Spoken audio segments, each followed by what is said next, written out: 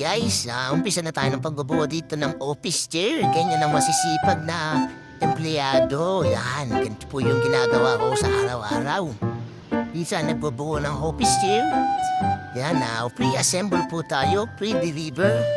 At saka, pwede pa po yung hulugan mga ma'am and sir. Ganyan po tayo, hindi dito sa Arcoms 360 Kalaban, lahat po ay libre. Kaya saan ka pa?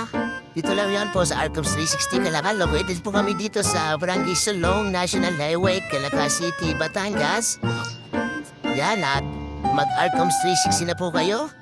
At visit lang po tayo sa ating manabis na branches sa Muson, sa Balayan, Tuwi at Calatayan, mga ma'am and sir.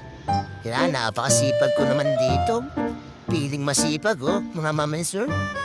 Yan, publish gumawa ko, tumubuo na agad, mga ma'am and sir. Ganyan po, kabilis kami dito magbuo ng mga gamit dito sa Arcoms 360 Calaca. Yan, ikakamit na natin, mga ma'am and sir. Yan, pinalasap na. Yun, so nasap yan, hinupan pa. Yan po katibay yung ating office chair dito sa Arcoms 360.